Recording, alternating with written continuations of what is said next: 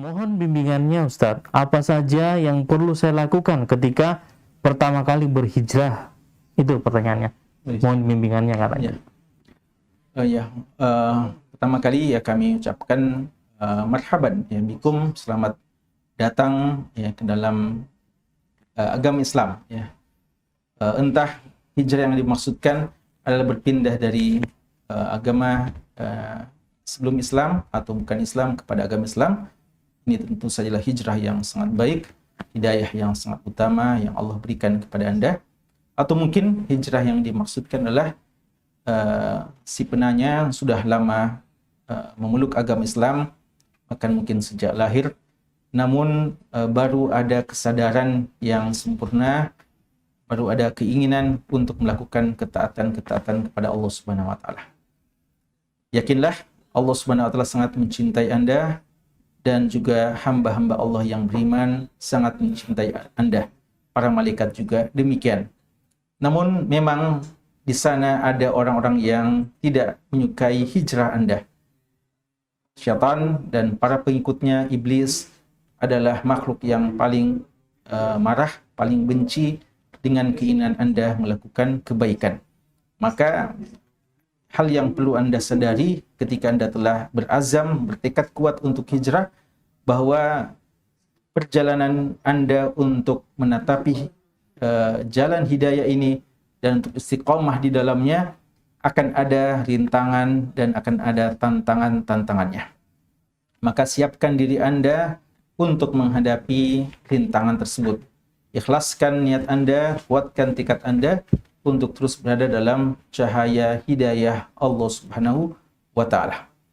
Karena itu banyak minta doa kepada Allah Subhanahu wa taala. Di antara hal yang penting untuk Anda lakukan saat sekarang ini adalah memperbanyak doa kepada Allah Subhanahu wa taala.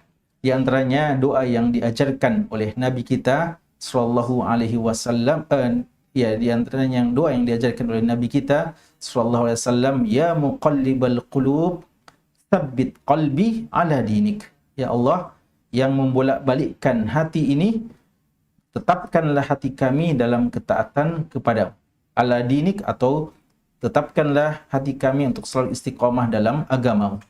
Dalam riwayat yang lain, ya musarrifal qulub sarrif qulubana ila ta'atika. Ya Allah yang memalingkan hati hamba-hambanya, palingkanlah hati kami untuk selalu dalam ketaatan kepadamu.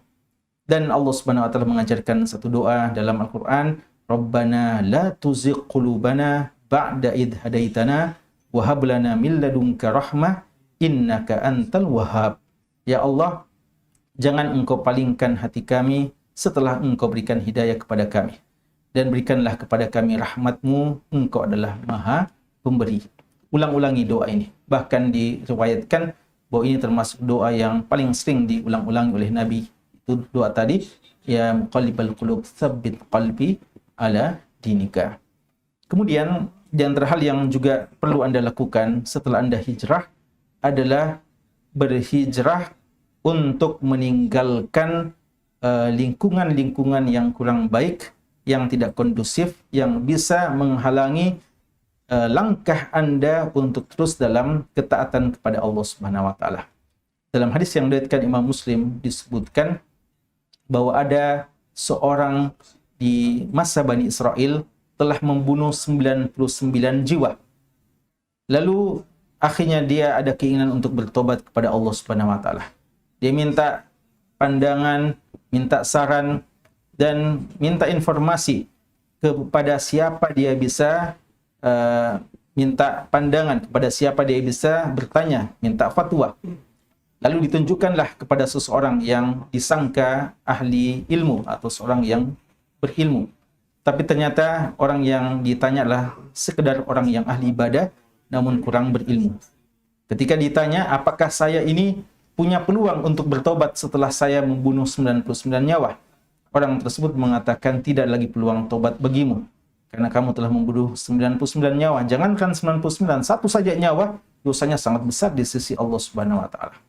Karena kecewa dan merasa tidak mendapatkan dukungan, maka orang ini yang memang sudah menjadi kebiasaannya membunuh, akhirnya dia kembali marah, naik pitam, lalu dia menggenapkan korbannya menjadi 100 orang. Tadi sang rahib yang ahli ibadah yang dia tanya, akhirnya juga menjadi korban pembunuhannya. Tapi setelah itu dia kembali menyesal dan masih ingin untuk bertobat kepada Allah Subhanahu wa taala. Maka dia tanya lagi, siapa yang bisa ditanya, dimintai arahan fatwa. Lalu ditunjukkanlah seorang alim. Lalu alim tersebut mengatakan, tidak ada yang menghalangimu untuk bertobat kepada Allah Subhanahu wa taala. Allah sangat sayang, sangat cinta kepada hambanya yang bertobat, apapun dan bagaimanapun dosa yang pernah dilakukannya, selama masih ada waktu untuk bertobat. Maka silakan bertobatlah. Tapi setelah beliau anjurkan untuk bertobat dengan sungguh-sungguh, beliau juga dinasihati. Orang yang bunuh 100 nyawa ini yang sudah mau tobat, dinasihati untuk meninggalkan lingkungannya yang buruk. Dan diarahkan untuk pergi ke lingkungan yang lain, ke tempat yang lain. Tempat yang bisa mendukung keimanannya. Tempat yang kondusif untuk menjaga dia tetap istiqomah. Beliau mengatakan, daerahmu yang ada saat sekarang itu daerah orang-orang yang buruk semuanya, orang yang suka melakukan kejahatan, dosa-dosa. Maka tinggalkanlah, pindahlah ke tempat yang lain. Di sana ada hamba-hamba Allah yang taat beribadah kepada Allah dan taat dalam melakukan ketaatan kepada Allah. Sembahlah Allah dan taatlah kepada Allah bersama dengan mereka-mereka itu. Di sini kita lihat beliau mengajari agar orang yang mau hijrah ini untuk meninggalkan tempat, karena lingkungan sangat mendukung seseorang apakah dia akan menjadi taat atau menjadi seorang pendosa.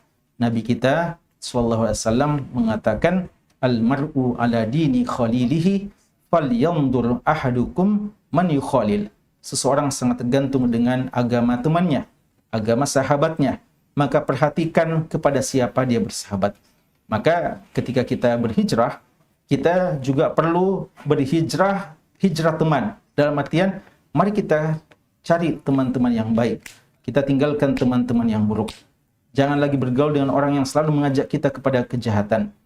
Apakah kita tinggalkan sama sekali? Tidak pernah lagi menyapa mereka? Tentu saja tidak. Ya, silahkan kita mendakwai mereka. Mereka juga sama dengan kita. Butuh hidayah, butuh didoakan, butuh diajari. Sebagaimana kita yang telah mendapatkan hidayah, maka tentu saja kita perlu juga menyebarkan hidayah yang telah Allah berikan kepada kita, kepada teman-teman kita yang dulu. Tapi jangan bergaul dalam artian kita kembali menceburkan diri kita dalam kemaksiatan bersama dengan mereka. Tetap ada jarak, tapi kita terus aktif dengan cara yang baik mendakwahi mereka, tapi jadikan kebersamaan kita yang terbanyak, yang selalu bersama dengan kita adalah komunitas yang memang selalu menumbuhkan keimanan pada hati kita dan menjadikan kita cinta dalam kebaikan-kebaikan. Ini di antara hal yang perlu untuk kita perhatikan bagi orang yang telah diberikan hidayah untuk berhijrah. Semoga Allah Subhanahu wa taala selalu menyayangi Anda, menetapkan hidayah pada Anda dan pada kita semuanya sampai waktu berjumpa dengan Allah Subhanahu wa taala.